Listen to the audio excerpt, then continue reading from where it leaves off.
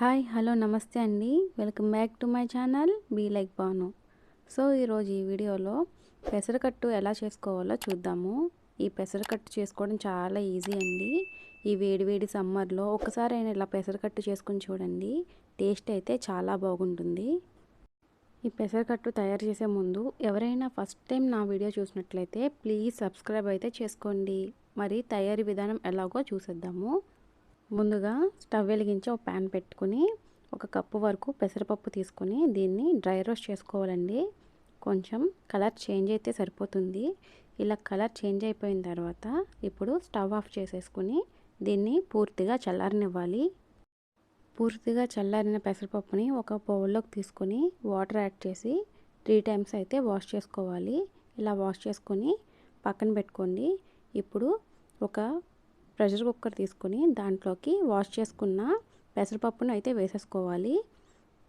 పెసరపప్పును వేసుకొని తగినన్ని వాటర్ పోసుకొని ఈ ప్రెషర్ కుక్కర్కి లిడ్ కవర్ చేసి 3 విజిల్స్ వచ్చే వరకు లో టు మీడియం ఫ్లేమ్లో కుక్ చేసుకుంటే సరిపోతుంది. పప్పు అనేది చాలా మెత్తగా ఉడికిపోతుంది. ఇలా ఉడికిపోయిన పప్పుని పక్కకు దించేసుకొని ఒక గరిటె సహాయంతో చేత్తో ఇలా స్మాష్ చేసినట్లయితే పప్పు అనేది చాలా మెత్తగా అయిపోతుంది. ఇక్కడ వీడియోలో చూసినట్లయితే పప్పు చాలా మెత్తగా కుక్ అయిపోయింది కదా, ఇలాగా కుక్ అయితే సరిపోతుంది. ఇప్పుడు మరొకసారి ఈ కుక్కర్ని స్టవ్ వెలిగించుకొని స్టవ్ మీద పెట్టేసుకొని తగినన్ని వాటర్ యాడ్ చేసుకోవాలి. వాటర్ అనేది కొంచెం ఎక్కువే పడుతుందండి. ఇది మరిగే కొద్దీ చిక్కబడిపోతుంది కాబట్టి కొంచెం వాటర్ అనేది ఎక్కువ యాడ్ చేసుకోండి. దీంట్లోనే ఇప్పుడు తగినంత పసుపు, 1/2 టీ స్పూన్ వరకు సాల్ట్, మీ టేస్ట్కి తగినట్టుగా కారం యాడ్ చేసుకొని ఇందులోనే సన్నగా చీల్చుకున్న ఉల్లిపాయ ముక్కలను కూడా వేసుకోవాలి. ఇందులోనే 3 పచ్చిమిరపకాయలు చీల్చుకుని వేసుకోవాలి. తర్వాత కొద్దిగా కొత్తిమీర, కొద్దిగా కరివేపాకు కూడా వేసుకొని దీన్ని మీడియం ఫ్లేమ్లో బాగా మరగనివ్వాలి.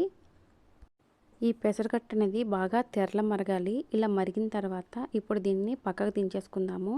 దీనికి పోపు అయితే వేసుకోవాలి. ఇప్పుడు పోపు కోసం ఒక ప్యాన్ పెట్టి ఆయిల్ని యాడ్ చేసుకోవాలి. పోపుకి తగినంతగా ఆయిల్ యాడ్ చేసుకొని దీంట్లోనే పోపు దినుసులన్నీ వేసుకోవాలి. ఆవాలు, జీలకర్ర, మినపప్పు, పచ్చిశనగపప్పు వేసుకొని కొంచెం ఫ్రై అవనివ్వాలి. ఇవి కొంచెం ఫ్రై అయ్యాక ఒక 4 వెల్లుల్లి రెమ్మలు దంచుకుని వేసుకోవాలి.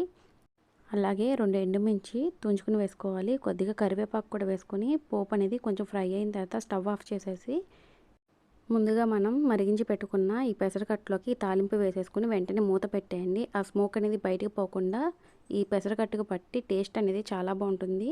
సో మనకి ఎమ్మీగా ఉండే పెసరకట్టు అయితే రెడీ అయిపోయింది. ఇది ఒంటికి చలవ చేయడంలో చాలా బాగా ఉపయోగపడుతుందండి.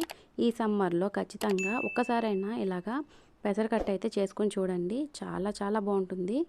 సో మీరు కూడా పెసరకట్టును ట్రై చేసి ఎలా వచ్చిందో నాకు కామెంట్ అయితే చేసేయండి. అంతకన్నా ముందు please like, share and subscribe to my channel.